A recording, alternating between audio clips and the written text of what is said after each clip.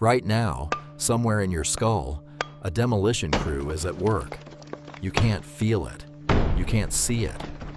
But if you are 16, or if you remember being 16, your brain was mid-renovation, tearing down walls it built in childhood and putting up new ones you'd live with for the rest of your life. You probably think turning 16 is just a number, a driver's license, a milestone on a cake. But the real answer is far stranger. 16 isn't a birthday. It's a biological turning point, one that reshapes how you think, how you feel, and who you become. Here's what nobody tells you. Your brain does not grow in a straight line. It grows in waves, and one of the biggest waves in your entire life crashes right around this age. Neuroscientist Jay Giedd led a landmark study at the National Institute of Mental Health, scanning the same children's brains every 2 years as they grew up. What he found surprised almost everyone. The brain doesn't finish developing in childhood. It barely starts. Gidd's scans showed something unexpected. Gray matter, the brain's raw thinking material, actually peaks and then shrinks during the teenage years. That sounds like a loss. It isn't. It's called synaptic pruning, and it's less like losing intelligence and more like clearing overgrown weeds, so the strongest plants can thrive.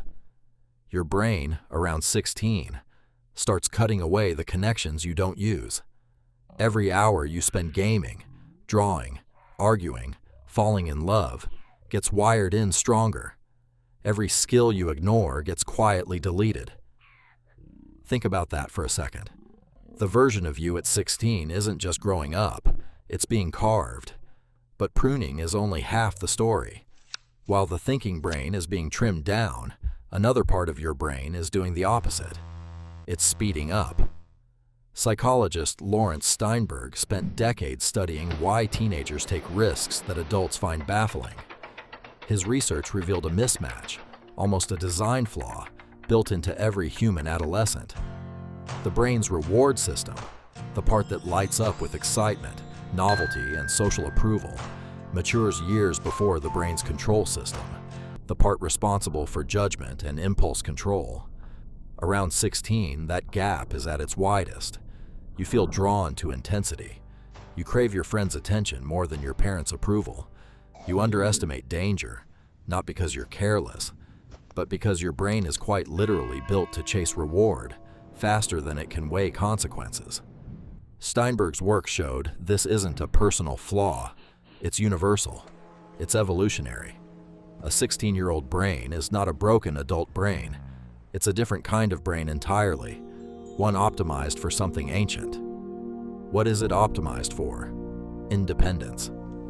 For most of human history, adolescence was the window when a young person left the safety of their family group and learned to survive, hunt, and bond with peers outside their household.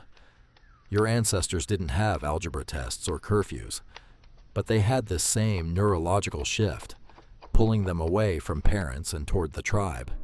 Because a life alone in the wilderness was a death sentence, and a life bonded to a wider group meant protection. Your brain at 16 still runs on that ancient code. That is why the opinion of a friend can feel louder than the voice of a parent. It's not rebellion for its own sake. It's biology preparing you to survive outside the nest. There's a third piece to this puzzle, and it explains something almost everyone feels, but rarely names. Neuroscientist Sarah-Jayne Blakemore has spent her career studying what she calls the social brain, the neural machinery responsible for understanding what other people think of you.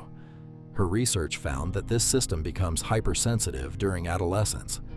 Around 16, the brain regions tracking social evaluation, whether someone likes you, whether you fit in, whether you're being judged, become dramatically more active than they were in childhood, and more active than they will be again in adulthood.